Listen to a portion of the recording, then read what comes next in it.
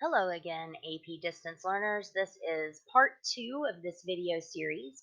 I want to say right now, if you have not completed this chart, you need to stop this video and go back to the painting, draw this chart on paper, go back to the painting, and do the activity.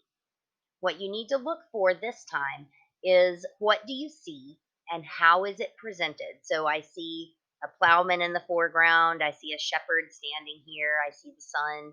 And then in the second column, you're going to look for details like how are they presented? What can you say about the posture of the plowman, about the sails on the ship, about the lighting in the distance, about the posture of the shepherd, and that kind of thing. And then in the final column, you are going to write the so what does it mean? What point is Bruegel? Bruegel is the painter for this one.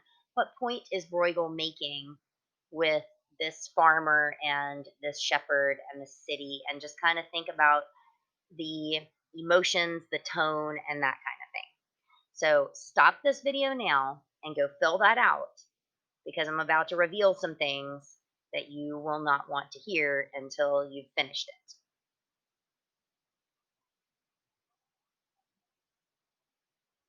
Okay, so welcome back. I will assume that you paused or stopped the video and then went and did your chart, and now you are back. And I just want to summarize for you some of the things we talked about in our class discussion. I'm also going to post the actual class discussion, but I have no idea how good that audio is. So we started with the plowman in the foreground, and students pointed out that there's a really bright color here that you don't see really anywhere else in the picture, this bright red. We talked about the fact that the farmer's back is to us, that we don't even see the face, that clearly what is more important to this farmer is the work and not us. They are not concerned with the fact that they don't even know they're the subject of a picture. This shepherd looks really lazy. He's not doing his job well. Whereas the farmer is being industrious and working hard, the shepherd really kind of isn't. He's ignoring his sheep. They're wandering down to the pond here to the sea. There is a ship. There are several ships, and they all have furled sails. They are headed back to the city. There was a big debate about whether this was sunset or sunrise. It is officially sunset, and I will reveal why in just a minute. But so the ships are headed back to the city. There's a contrast perhaps here between the brightly lit urban area and kind of the darker colors of agriculture. But yet the city is far in the background and the agricultural workers are in the foreground. So we could talk perhaps about the meaning that Bruegel was trying to put there. Then we talked about some mysterious elements in the painting, like this dark castle ruins, and what in the world is down in this corner.